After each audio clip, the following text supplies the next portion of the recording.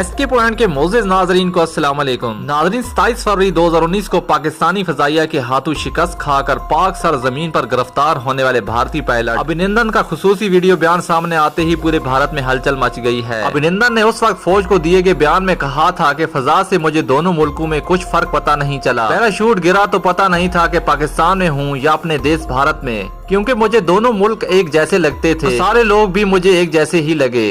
उसके बाद फिर मुझे काफी गहरी चोट लगी थी, मैं हल नहीं पा रहा था। मैंने ये जानने की कोशिश की कि कौन से मुल्क में हूँ। जब मुझे लगा कि अपने मुल्क में नहीं हूँ तो मैंने भागने की कोशिश की। मेरे पीछे लोग आए थे और उनका जोश काफी ऊंचा था, चाहते थे कि वो मुझे पकड़ लें।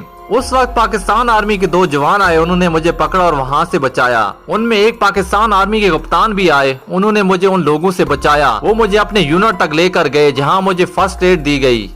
उसके बाद मुझे अस्पताल ले जाया गया जहां मेरी जांच हुई। अभिनंदन का कहना था कि उस जगह जहां मैं हूं मैं तब से यहां हूं और काफी खातिरदारी के साथ हूं। अभिनंदन ने कहा है कि कश्मीर के साथ क्या हो रहा है ना आपको पता है ना मुझे पता है, हमें थोड़ा सुकून से सोचना है। भारतीय पायलट ने पाक फौज की तारीफ करते हुए कहा कि मैंने पाक फौज को बहुत पेशा वाराना और न डर पाया। मैं पाक फौज की बहादुरी से बहुत मुतासिर हुआ हूँ। नाजरीन, वाज़ेह रहे कि 2 साल कबल पाक फजाई के शहीनों ने 27 फरवरी की सुबह फजाई हदूद की खिलाफ वर्जी करने वाले 2 भारतीय लड़ाका तैयारों को मार गिराया था, जिनमें से एक मार्क 21 लड़ाका तैयारा पाकिस्तान की हदूद में गिरा और उसमें सवार भारतीय फजाई के पायलट विंग कमांडर अभिनंदन को भी जख्मी हालत में गिरफ्तार किया गया था।